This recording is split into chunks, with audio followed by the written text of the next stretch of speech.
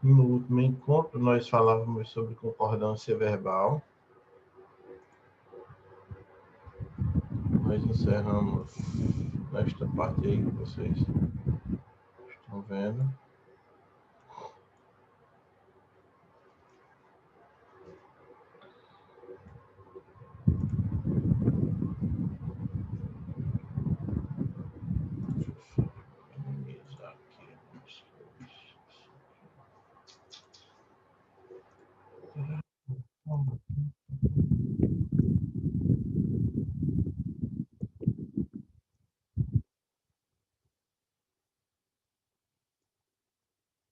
Bom, então isso está aí. A gente, no último encontro, a gente discutiu justamente sobre essa concordância verbal, né?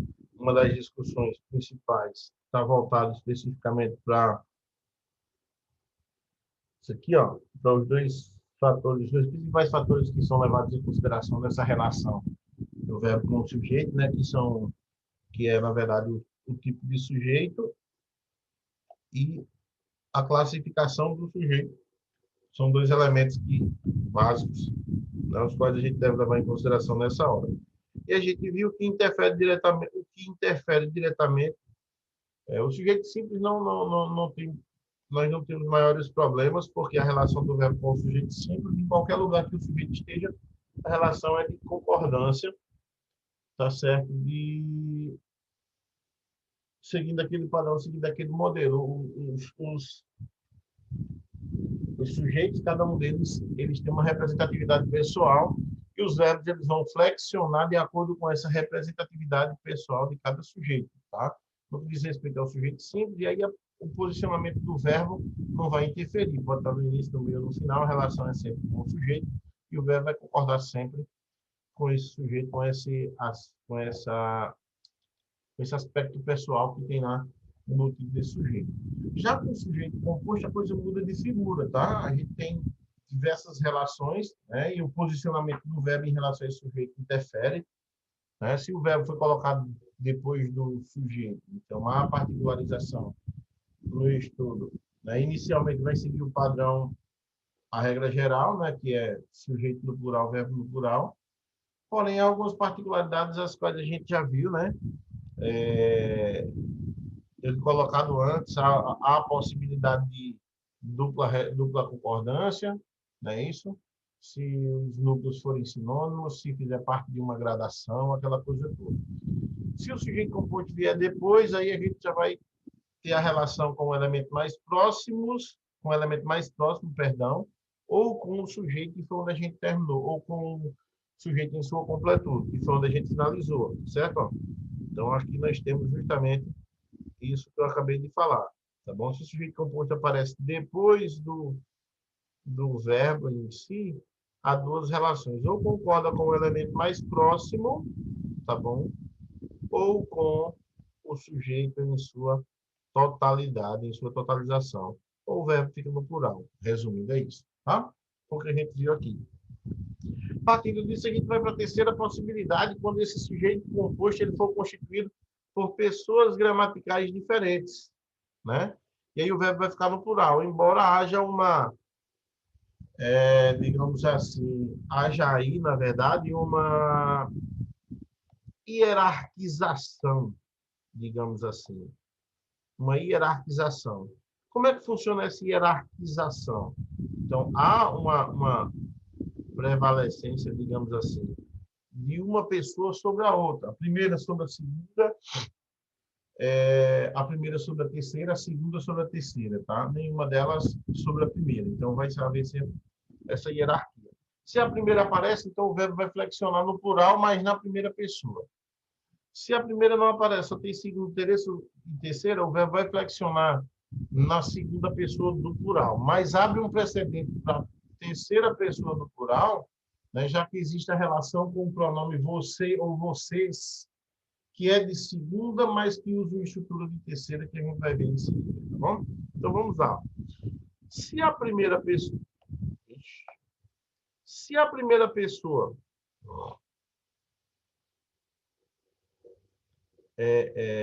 eu ou nós faz parte do sujeito, o verbo vai ficar na primeira pessoa do plural, naturalmente, tá certo? primeira pessoa partícipe do processo de construção aí, tá bom? Então, a flexão vai se dar sempre na primeira pessoa. Vai ser do plural? Vai, porque é um conjunto, tá certo? Quando eu digo, ó, você, sua prima e eu, então eu tenho um elemento, dois elementos, terceiro elemento, o terceiro é o pronome de primeira pessoa. Então, o que vai acontecer? Resumindo aqui, o aspecto de representatividade desse sujeito é, ó, representatividade pessoal, nós, tá bom? Então, por essa razão aqui, o verbo vai estar aqui, ó, iremos, nós iremos ao cinema. Então, iremos estar na primeira pessoa do plural, justamente para fazer referência a um sujeito que é de primeira pessoa do plural, né? Se sai esse eu daí, a coisa muda de figura, tá bom? Se o eu sai do processo, a coisa muda de figura. Então, há essa hierarquização, digamos assim, tá certo? Por parte da relação entre essas pessoas de discurso. Então, a primeira prevalece sobre a segunda, que prevalece sobre a terceira, nesta aula, tá bom? No segundo caso, nós temos aí, ó, se a primeira pessoa eu ou nós não faz parte do sujeito, o verbo vai ficar na... O verbo, tá aqui, o termo era para estar aqui, ó, o verbo, ficará na segunda pessoa do plural, vós, ou na terceira pessoa do plural, vocês. Para lembrar que vocês não é terceira pessoa do plural, tá? É segunda pessoa do plural, segunda pessoa do plural. O problema aqui é o seguinte, aqui não é bem um problema, mas a observação que deve ser dada, esse vocês é uma segunda pessoa do plural, só que usa uma estrutura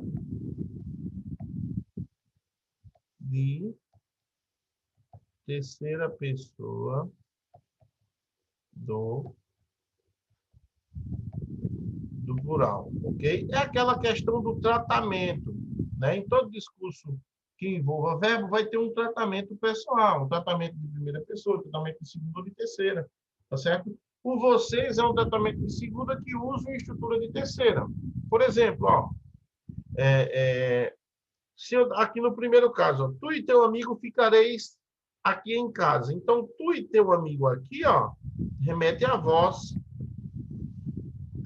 Vós ficareis em casa. Tá certo? Vós ficareis em casa. Então, aqui nós temos a segunda pessoa do plural. Ok? Aqui, quando eu digo, ó, tu e teu amigo ficarão em casa, aqui em casa, então aqui eu já vou ter ó, o tratamento vocês, tá certo? Que é de segunda pessoa do plural, porém ele vai usar ó, toda uma estrutura de terceira pessoa do plural, a estrutura. É característico do uso do pronome você. Então, ó, você, no singular, é igual a segunda pessoa do singular, tá certo? Porém, usa uma estrutura de terceira pessoa do singular. E o vocês, como a gente já viu aqui abaixo, ó, ele é de segunda pessoa do plural, porém, usa uma estrutura de terceira pessoa do plural. Tá bom? Vocês ficarão aqui em casa, é a mesma coisa que dizer eles ficarão aqui em casa, entendeu? Então, observa que a flexão do verbo aí é a mesma, tanto para eles quanto para vocês. Embora, repito, vocês seja de segunda pessoa, tratamento de segunda pessoa. Agora, muito cuidado, gente. Por quê? Porque alguns livros dizem que o vocês é de terceira. Inclusive, o slide aqui ele faz essa afirmação. Ou na terceira pessoa do plural e faz referência ao vocês, tá certo? Mas não tem como vocês ser de terceira pessoa do plural se você está falando com a pessoa. Se eu falo com, é segunda pessoa, tá bom? E ele só diz que é de terceira pessoa porque ele trabalha o verbo como sendo a figura principal e o verbo vai estar flexionado na terceira pessoa do plural. Tá certo? Isso é fato. Porém, o que de fato vai acontecer é que na relação discursiva você está falando. Se disser, vocês vão participar da atividade, eu estou falando com vocês. Tá certo? Então, dessa forma, vocês, para mim, representam aí a segunda pessoa do plural. Tá bom? De fato, representa isso. Agora, A estrutura que envolve o uso do vocês na linguagem, né, na construção do discurso, é uma estrutura de terceira. Isso é uma particularização, tá bom? Então, por isso, né, que nessa hierarquização aí, digamos assim, essa hierarquização ela acaba caindo por terra aí nesse discurso aí, nessa segunda observação, justamente por isso, tá bom? Então, muito cuidado mesmo.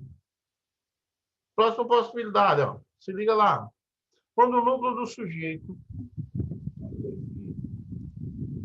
Quando os núcleos do sujeito vierem ligados pela conjunção ou, se liguem aí, conjunção alternativa, tá certo? O verbo ficará no singular se houver ideia de exclusão, e se houver ideia de inclusão, o verbo ficará no plural. Vale lembrar aí o seguinte, galera.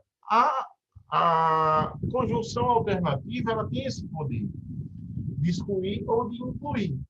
Tá certo? Se é de exclusão, não é um elemento exclui o outro, tá certo? Um elemento, um núcleo exclui o outro. Tá certo? Até por uma questão lógica, tá bom? Se for de inclusão, é um somatório de um mais outro, tá bom? Então, por exemplo, Pedro ou Antônio será presidente do clube. Não tem como os dois serem um ou outro. Então, esse ou aqui é um ou de exclusão, é uma conjunção que tem um poder de exclusão, e sendo assim, Antônio será presidente do clube, ó, que é lógico isso, ou Pedro será presidente do clube, tá bom? Por isso, terceira pessoa do singular pelo aspecto de exclusão, tá?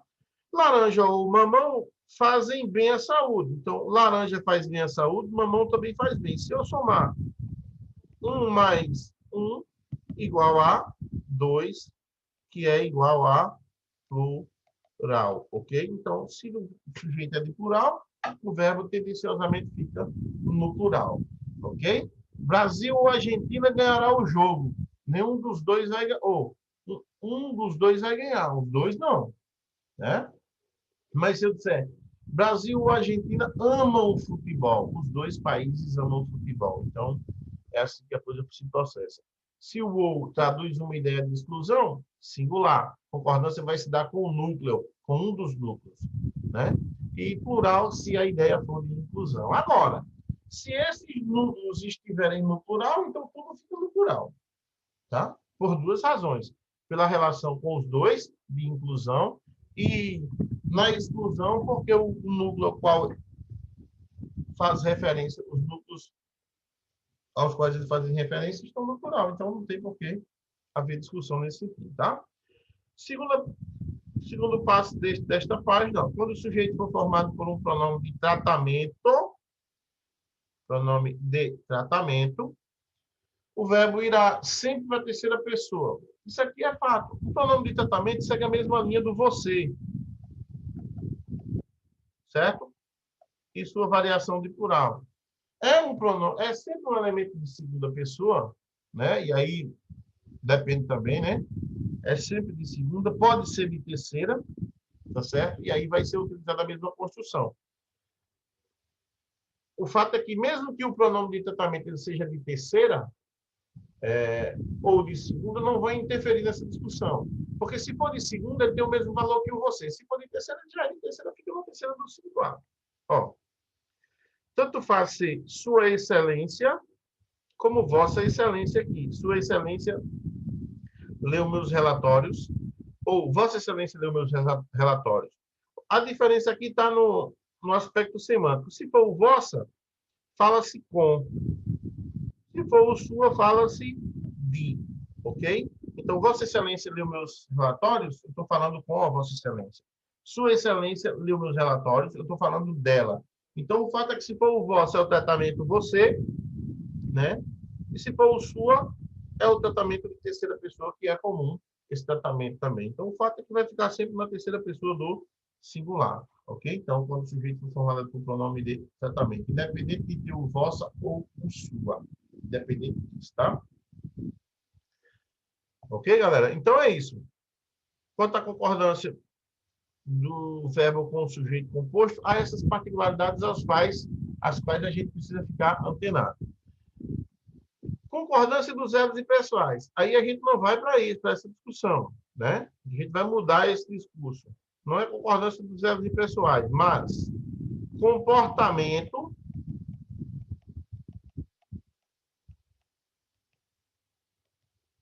dos verbos impessoais. O que a gente diz comportamento? Se o verbo é impessoal, não tem como ele estabelecer uma relação de pessoa com algum ser. Ele é impessoal. Então, não tem como falar sobre concordância. Para falar de concordância, é preciso que o verbo esteja relacionado a um outro elemento para a gente estabelecer a concordância entre eles. Não é bem assim que acontece com os verbos impessoais. Como é que se comportam os verbos impessoais perante a concordância verbal dentro de uma sintaxe? Como é que é o comportamento desses verbos dentro da oração? É só a gente entender isso. A gente já fez isso quando a gente estudou oração sem sujeito, por exemplo. A gente já fez isso, mas vamos lembrar. Então, ó, o verbo haver é impessoal, e aí vale lembrar que nem em todas as situações esses verbos são impessoais? Claro que não. Tá? O verbo haver é impessoal, ó, quando empregado no sentido de existir,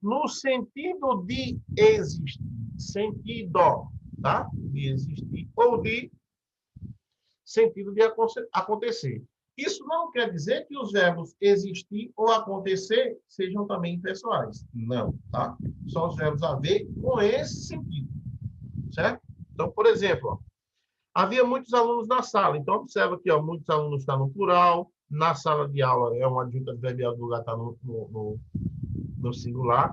E o verbo aqui, ó, eu não diria nem que está na terceira pessoa do singular, tá? Então, vamos dizer que ele esteja numa condição análoga à terceira pessoa do singular, tá, galera? Sempre que a gente fizer menção a um verbo impessoal, a menção pessoal, em que pessoa ele se encontra, a gente vai sempre ter que dizer isso, está numa condição análoga à terceira pessoa do singular.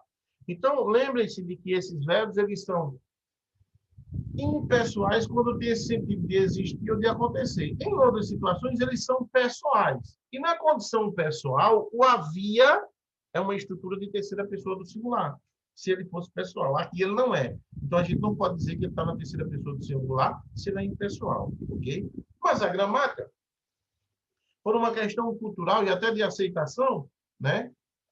Usa essa terminologia, usa como terceira. Eles ficam sempre na terceira pessoa do singular. Tem gramática até que diz que são verbos unipessoais, não impessoais, justamente por isso. Mas a gente não pode dizer que sejam unipessoais, porque a gente diria que tem uma pessoa. Ele não refere a pessoa nenhuma. Tá? Por isso eu bato na mesma tecla. Eles são sempre impessoais. Ok? Então vamos lá. Ó. Havia muitos alunos na sala. Haver aqui com o valor de existir, ó, igual a existir. Trata-se de um verbo impessoal, portanto, oração sem sujeito fica no singular. Né? Fica no singular, fica na forma impessoal. É melhor que a gente diga assim, tá? Por muitos alunos que está flexionando aqui não é sujeito, trata-se de um objeto direto. Tá bom? Complemento desse verbo. Tá? Se ele tiver sentido de acontecer, segue o mesmo padrão. Aqui nunca houve briga antes, aqui nunca aconteceu. Né? Então, ó, haver numa condição análoga à terceira pessoa do singular, tá certo? Briga está no plural, não é sujeito, trata-se de objeto, tá bom? Aí eu chamo a atenção de vocês para aqui, ó. Em locuções verbais, o verbo haver transmite a impessoalidade para o outro verbo, o verbo auxiliar, que também vai ficar no singular. Isso é básico, tá? Se o verbo haver é principal e ele tem sentido de existir, então ele não vai flexionar. Então o verbo auxiliar dele também vai ficar no singular, tá? Por exemplo, ó, deve haver 20 pessoas na sala. O valor de existir, ó, haver impessoal, então essa impessoalidade passa para o verbo auxiliar ficando também no singular. Então, ó, atentem para isso, tá bom? Observações, ó. Se liga aqui, ó. O verbo haver com o sentido de existir é impessoal. Entretanto, o verbo existir não o é, tá? Não é impessoal, ele concorda normalmente com o sujeito a que se refere. Então, observa bem. Presta atenção se você opta pela questão dos sinônimos. Antigamente havia poucas escolas particulares. Então, eu tenho haver na condição análoga a terceira pessoa do singular. Portanto, verbo impessoal, tá bom? Então, aqui não é sujeito, é objeto direto, tá? Então, vê que ele fica no singular, forma básica, invariável, tá? Se eu substituir haver por existir, então observa que já há uma diferença. Ó. Terceira pessoa do plural, existiam, eles existiam, ou elas, no caso. E aquilo que era objeto direto passa a ser o que agora? Ó? Sujeito no plural. O que é que existiam? Poucas escolas particulares. Então, observa que a coisa muda de figura. Então, há uma interferência. Se você optar pela troca do sinônimo, já que você tem dúvida, então você está mudando o discurso, tá certo? Então, você está deixando transformando o coadjuvante no principal, tá certo? No ator principal. Então, muito cuidado quanto a isso, porque isso passa não só interferir no aspecto sintático, mas também no aspecto semântico. Então, aquilo que era objeto agora passa a ser sujeito, passa a ser o ápice da estrutura oracional, tá bom? Então, muito cuidado.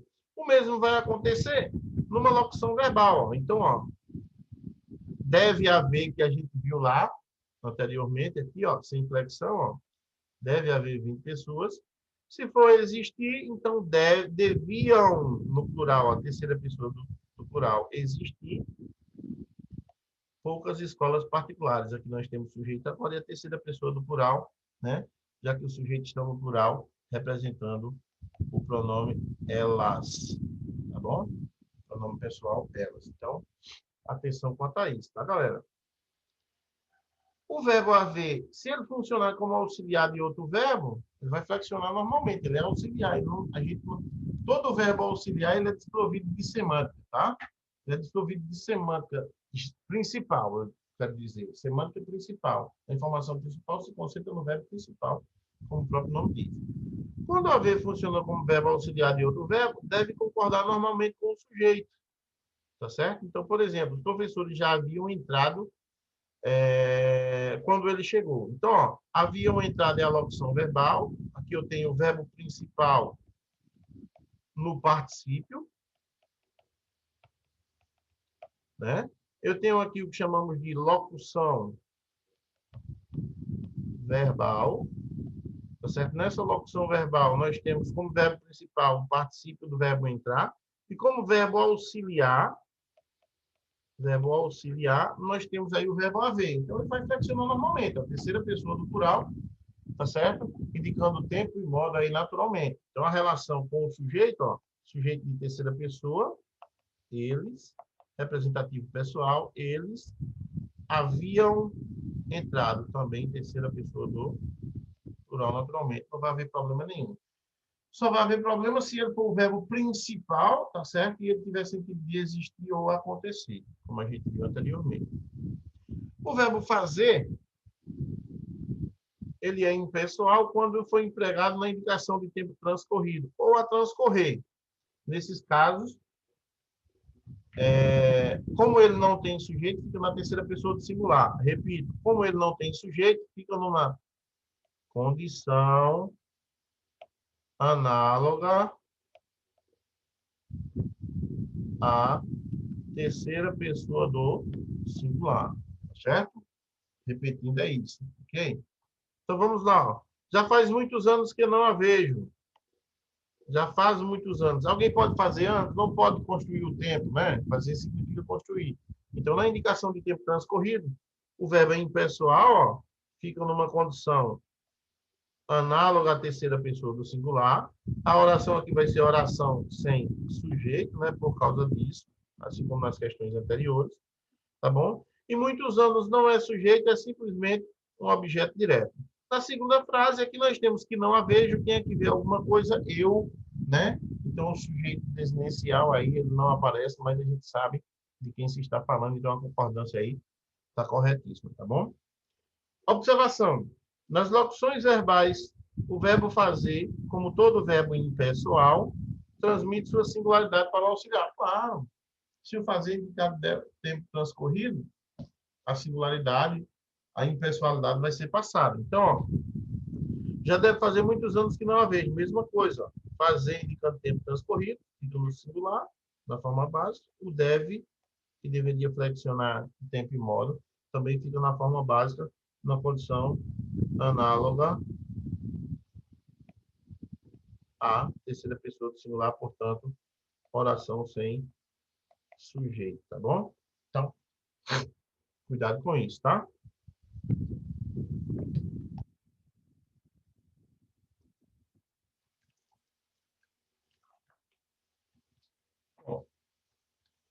A língua portuguesa é cheia de discursos confusos, né? Um desses a gente acabou de ver, que é aquela questão da terceira pessoa do singular quando o verbo é impessoal. O outro está aqui, ó. O verbo ser na indicação de horas e distância, ele também é impessoal. Vejam bem, ele também é impessoal, né? Quando indica hora, distância e dados, o verbo ser concordará com o predicativo. Ora, esse predicativo é de quê?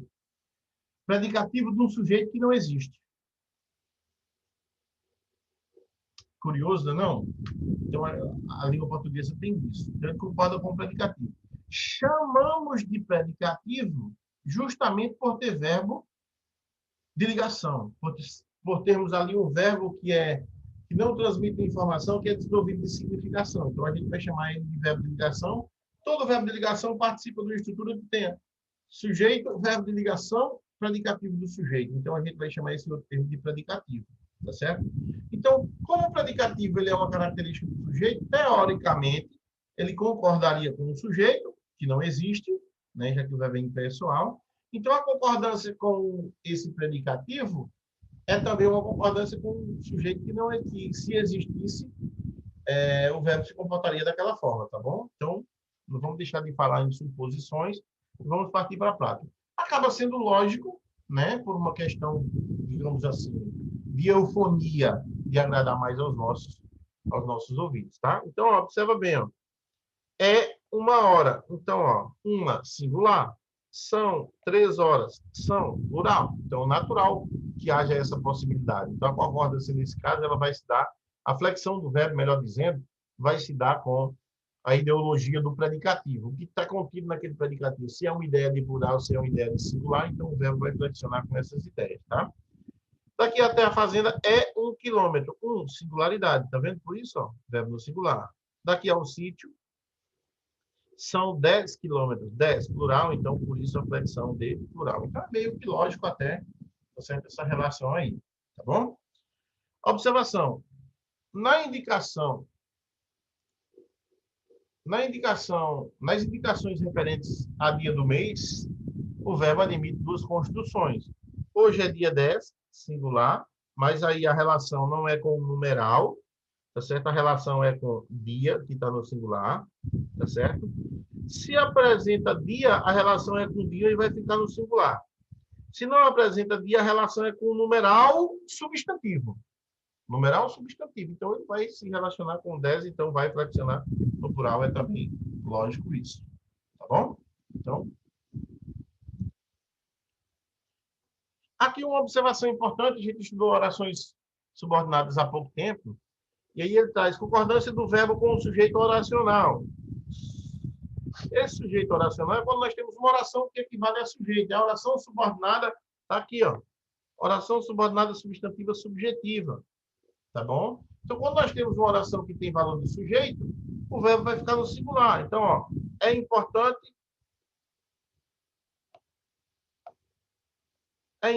que você participe da reunião. Será necessário resolver todas as questões. Não adianta eles esperarem mais. Decidiu-se que viajaríamos bem cedo. Então, se a gente tiver que analisar, ó, estas orações, sintaticamente, são orações subordinadas substantivas, que equivalem a sujeito. Então, nesse caso, não importando se essas orações apresentam estruturas de plural, como aqui, ó, por exemplo, ó, tá certo? Que traz ideia de plural, viajaríamos bem cedo plural, esperar em plural também, aqui não, né?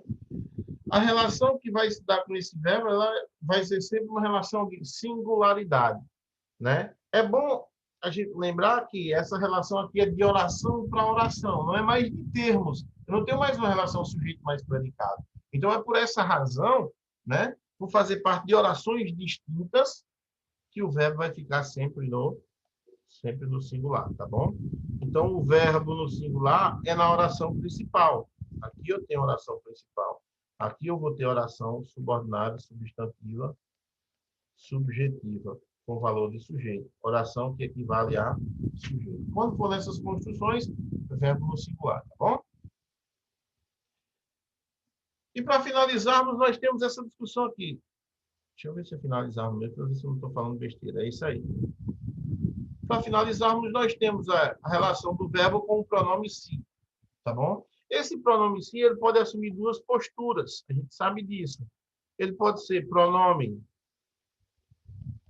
apassivador, tá certo? E pode ser índice de indeterminação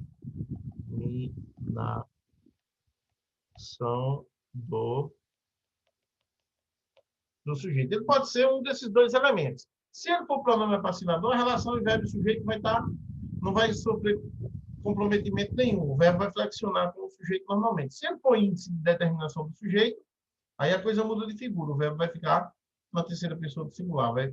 Tá certo? Porque a gente não consegue determinar esse sujeito. Isso é fato. Mas aqui está os pormenores. Ó. Primeiro, verbos transitivos diretos. Verbos transitivos diretos e indiretos, bitransitivos, tá? Quando apassivados pelo si, pelo pronome si, concordam com o sujeito, assim, se o pronome for apassivador. É fácil, porque a gente vai fazer o seguinte, a gente vai transformar essa voz passiva sintética numa passiva analítica sem problema nenhum. Por exemplo, ó, vendem-se carros e terrenos a prazo. Então, o sujeito no plural, porque representa o pronome eles, tá certo? Então, eles vendem, plural, vendem-se, né? Passivado. Então, esse se, ele é um pronome apassivador, como está sendo indicado aqui. Portanto, o verbo aqui é transitivo direto. Tá certo? Agora, observe que a gente pode fazer a seguinte transformação, ó. Vendem-se, nós temos esta construção aqui, ó, esta estrutura, é uma estrutura típica de voz passiva sintética. A voz passiva sintética é formada por uma forma verbal, mas o pronome é passivador. E aqui nós temos o que chamamos de ó, voz passiva analítica.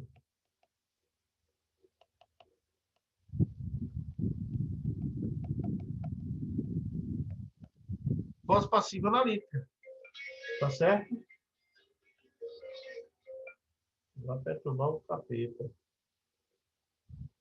Bom, voz passiva analítica. Então, observe que a gente pode transformar sem obter alteração de sentido. Por exemplo, se eu disser, vendem-se carros a prazo, carros e terrenos a prazo, eu posso dizer, carros e terrenos são vendidos a prazo. E a relação vai ser a mesma. Eles, terceira pessoa do plural, e o verbo concordando na terceira pessoa do plural.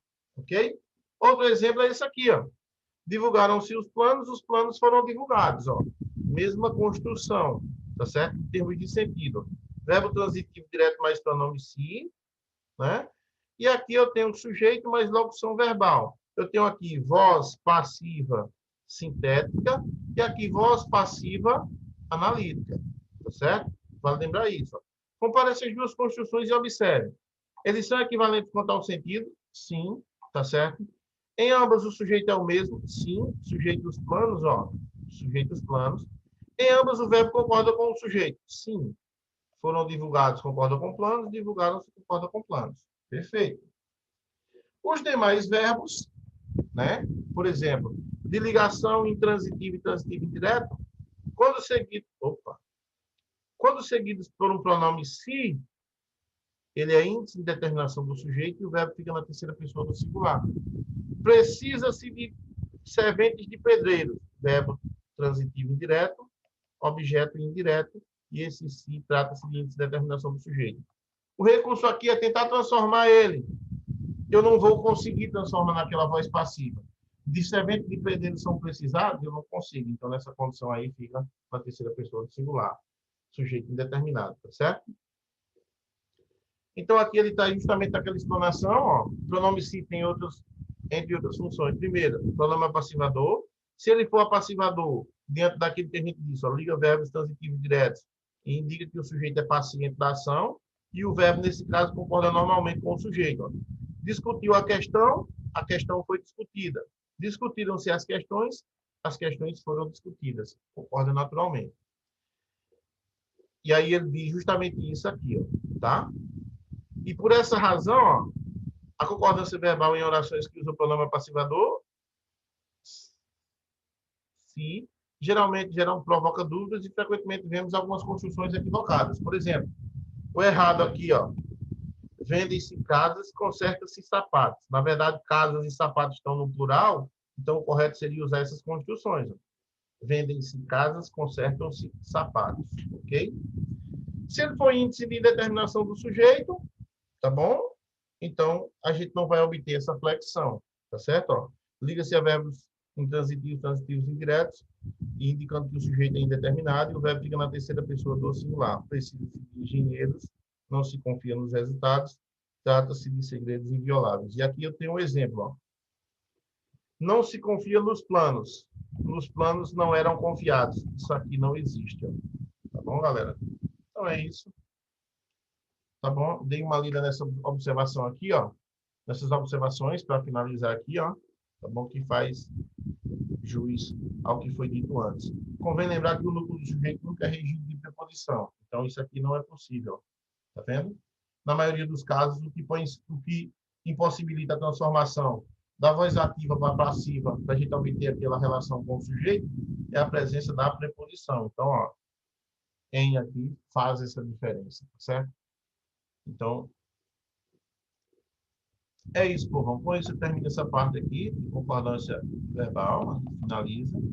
Na próxima aula, a gente vai partir para concordância ideológica, tá bom?